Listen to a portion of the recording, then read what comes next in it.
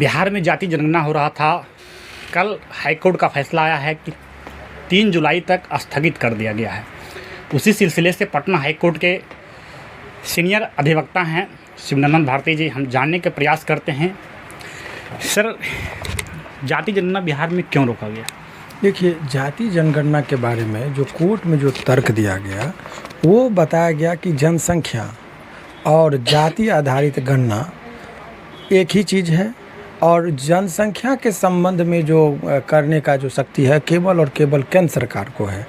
उदाहरण के तौर पर आप समझिए कि सब्जेक्टों का बंटवारा हो गया है।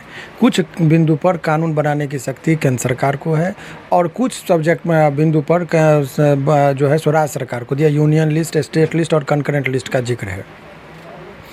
तो जैसे आप उदाहरण के तौर पर समझिए कि आँख का बीमारी है तो आँख का डॉक्टर इलाज करेगा, हड्डी रोग विशेषज्ञ इलाज करने लगेंगे तो रोक दिया जाएगा कि आप मत इलाज कीजिए, आँख का बीमारी है। तो इसमें भी वही हुआ, केंद्र सरकार को बोला, केंद्र सरकार का सब्जेक्ट था जनसंख्या, तो राज्य सरकार करे तो बोला कि आप मत कीजिए, आपको पावर नहीं है ये करने का। तो वही एक टेक्निकल टर्म है। लेकिन राज्य सरकार का दलील है कि दोनों अलग अलग चीज़ें, हम जनसंख्या नहीं करवा रहे हैं, हम जाति आधारित गणना करवा रहे थे, डाटा कलेक्ट कर रहे थे ताकि हम कोई भी जन कल्याणकारी योजना जो राज्य के लिए लाएं तो हमारे पास एक डाटा होगा कि हमारे राज्य में इतने जाति के लोग हैं, इतना उसका पिछड़ापन है, उनको किस तरीके का हम योजना का देंगे। तो वो उस चीज़ पर ज़्यादा जोर था सरकार का कि इस तरीके से हम उस चीज़ को लाएंगे। तो जो यहाँ पर जो आरक्षण की व्यवस्था है कि इनकी जनसंख्या बहुत ज़्यादा है तो आरक्षण को हम बढ़ा सकते हैं, या सवर्णों को भी यदि उनकी जनसंख्या ज़्यादा है तो 10% क्या उनको भी 12% किया जा सकता है। तो ये सरकार का है कि सभी को फ़ायदा है इससे, जातीय जनगणना से। यहाँ बैकवर्डों को भी फ़ायदा है, दलित माने शेड्यूल कास्ट को भी फ़ायदा है और सवर्णों को भी फ़ायदा था कि उनके पास। सवर्णों को अगर फायदा था तो सबसे ज़्यादा विरोध तो स्वर्ण के द्वारा ही। इस चीज़ को समझने में वो भूल कर गए कि यदि उनकी जनसंख्या ज़्यादा है तो उनको भी आरक्षण का लाभ ज़्यादा मिल सकता था, वो 10% में क्यों रहेंगे। तो ये तमाम तरह का, ये सरकार का दलील था, मेरा दलील नहीं। सो ये हो जाने दीजिए। और ये दोनों अलग अलग चीज़ है। जातीय जनगणना नहीं हम करा रहे हैं, जाति आधारित गणना करा रहे हैं। सो जनगणना और गणना दोनों अलग अलग चीज़ है। सो इसको आपके सब्जेक्ट मैटर का चीज़ जो कहा जा रहा है कि केंद्र सरकार के सब्जेक्ट का चीज़ है, वो कहना सरासर गलत है। ऐसा दलील जो है सो हाई कोर्ट में राज्य सरकार की ओर से दी गई। आपको लगता था कि जाति जनगणना करवाने से सवर्णों को ही फायदा होता? देखिए, ये मेरे व्यक्तिगत राय से नहीं चलना चाहिए। ये गणना का उत्सुकता सभी लोगों में था कि भाई किसकी कितनी आबादी वो जान ले। तो यही बात राज्य सरकार की तरफ से रखा गया। मैं अपना व्यक्तिगत राय नहीं इस पर व्यक्त करूंगा। राज्य सरकार का क्या पक्ष था और पेटिशनर का क्या पक्ष था और जज साहब का क्या निर्णय हुआ, इसी संदर्भ में हमसे बात करें तो बेहतर है। बिहार में चर्चा है कि सरकार के द्वारा जो पक्ष रखा जा रहा था वो वकील भूमिहार के थे, इसलिए सही से पक्ष नहीं रख पाए। क्या सही है? देखिए, ये बात मेरे हिसाब से एक लाइन में आंसर लेंगे तो ये बेबुनियाद बात है। इस तरह की बातें नहीं करनी चाहिए। एडवोकेट जो होते हैं, जो केस लेते हैं, वो उसमें शिद्दत से काम करते हैं, जाति धर्म से ऊपर उठ के सोचते हैं। लेकिन एक सिद्धांत है जूरिस्प्रूडेंस में कि न्याय केवल होना नहीं चाहिए, न्याय होते दिखना भी चाहिए। उसके मुताबिक ये होता है कि लोगों के बीच में, चूँकि ये नाम ही इसका था जाति आधारित गणना, तो इसमें कुछ भी निर्णय आता तो ये जनता में कि केवल कि ये फीलिंग दिखाने के लिए, अब ये लोगों के लिए सरकार तो कटघरा में खड़ा हो गया कि भाई आपने सवर्णों एडवोकेट को क्यों रखा, क्या आपको इतने बड़े 26,000 एडवोकेट हैं पटना हाई कोर्ट में, तो आपको इसमें एक भी बैकवर्ड का नहीं मिला। तो ये चीज़ सरकार को घेरने की ये राजनीतिक कारणों से हो सकती है। लेकिन दूसरी बात, इस तरह का आरोप इसलिए लग रहा है उनके ऊपर कि वो पूर्व मंत्री रह भी चुके हैं और बीजेपी के जो डिप्टी सीएम रह चुके हैं तारकेश्वर बाबू, उनका ये बयान था कि सरकार अपनी पक्ष नहीं रख सकी। तो ये कहीं ना कहीं राजनीतिक कारणों से ही उनका नाम का जिक्र इस तरह का बात कर रहा है। लेकिन ये जो आरोप है उनके ऊपर कि वो सवर्ण के थे इसलिए बात नहीं, तो मुझे लग रहा है कि ये बेबुनियाद। जातीय जनगणना बिहार में 80% हो चुका है, 500 करोड़ रुपया का टारगेट था कि खर्च होगा। आखिर इसका जिम्मेवारी कौन लेंगे? आखिर पैसा तो ही तो बिहार का गरीबों का पैसा था।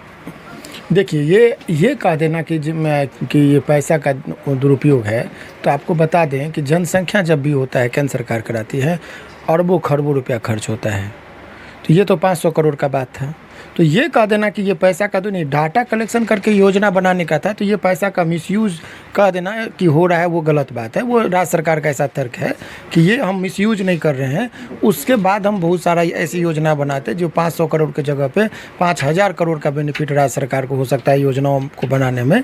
तो ये सब तमाम तरह का चीज़ राज्य सरकार का है, लेकिन 80% कार्य निष्पादित हो चुके थे गन्ना के संबंध में। तो अब ये राज्य सरकार का ये भी कहना हुआ कि भाई मैं 80% कार्य हो चुका है। तो अब तो कोर्ट ने डाटा क्या होगा, तो डाटा का क्या होगा, इतना ही को पब्लिश करा के कहीं एवरेज ना निकाल लें। लेकिन कोर्ट ने कहा कि नहीं, अभी उसको सार्वजनिक मत कीजिए। 3 तारीख को जब विस्तार से सुनवाई होगी तब देखा जाएगा कि इसको डाटा को पब्लिश करने दे रहे हैं कि नहीं दे रहे हैं। लेकिन इसमें राज्य सरकार का तर्क ये है कि भाई जब डाटा हो गया, पैसा खर्चा हो गया, डाटा आ गया, इतना को पब्लिश करने में आपको क्या हर्ज हो रहा है। तो ये एक जो है सो जातीय तौर पर भी लोगों के बीच में फुसफुसाहट है कि इस पर क्या होगा कोर्ट में। जाति जनगणना से बिहार के लोगों को क्या फायदा था? ये सरकार चाह रही थी कि योजना बनाकर जो जनसंख्या के आधार पर अभी जो रिजर्वेशन का कैटेगरी, देखिए ये 2 अलग अलग पैमाने हैं। अभी जो नगर निकाय की चुनाव हो रही है तो कुछ क्षेत्रों में जब बोला गया कि आप वहाँ पर SC ST को के लिए सीट रिजर्व किया गया, या अभी भी जो कोई क्षेत्र होता है जो चुनाव में पार्लियामेंट में या विधानसभा में या नगर में, तो ये वो जो है सो आपको इसको जब आप देखेंगे तो जातीय आधारित क्षेत्र को निर्धारित किया जाता है। तो अभी जो नगर निकाय की चुनाव हो रही थी तो नगर निकाय के चुनाव में ये बातें कही गई कि कौन जाति का कहाँ व्यक्ति है डोमिनेट कर रहा है, वहाँ पर उसी क्षेत्र का वो रिजर्वेशन होना चाहिए। तो एक तरफ हाई कोर्ट का तर्क ये था कि जाति की गणना हुई है तो उस आधार पर आप क्षेत्र को निर्धारित कीजिए, और दूसरी तरफ इसमें कह रहा है कि जाति आधारित गणना नहीं होनी चाहिए। तो इस बात को भी जजमेंट माने वो बहस के दौरान रखा गया कि ये 2 पैमाना क्यों। एक तरफ हाई कोर्ट का आदेश कर रहा है कि होनी चाहिए जाति आधारित गणना, और यहाँ पर आप कह रहे हैं कि जाति आधारित गणना नहीं होनी चाहिए। तो ये दोनों में कैसे हम सामंजस्य स्थापित करें, तो उस बात पर भी अभी गहन और डीपली डिस्कशन जो है और आर्गूमेंट नेक्स्ट तारीख को उम्मीद की जाएगी कि चलेगी। 3 तारीख का जो रिजल्ट आएगा, मतलब कि हाई कोर्ट के द्वारा जो फैसला सुनाया जाएगा, क्या उम्मीद रखते हैं? देखिए, मेरा व्यक्तिगत ओपिनियन से बहुत कुछ नहीं चलता है, लेकिन प्रथम रुझान प्रथम दृष्टया मामला जो है सो इससे यही प्रतीत होता है कि यही ऑर्डर कंटिन्यू रहने की संभावना है। क्योंकि 31 पेज के जो जजमेंट को मैंने पढ़ा तो उससे पूरा रुझान लग रहा है कि कोर्ट का कहीं ना कहीं वो इसी ऑर्डर की तरफ बढ़ेगा। जातीय जनगणना बिहार में नहीं होगा अभी तक के मुताबिक, यही कह सकते हैं। चलिए, पटना हाई कोर्ट के सीनियर अधिवक्ता शिवनंदन भारती थे। इन्होंने अपना बात रख रहे थे, अपना पक्ष रख रहे थे कि हाई कोर्ट आगे भी 3 जुलाई का जब फैसला आएगा तो उम्मीद यही रखा जा रहा है कि बिहार में जातीय जनगणना पे प्रतिबंध पूर्ण रूप में लग जाएगा। धन्यवाद।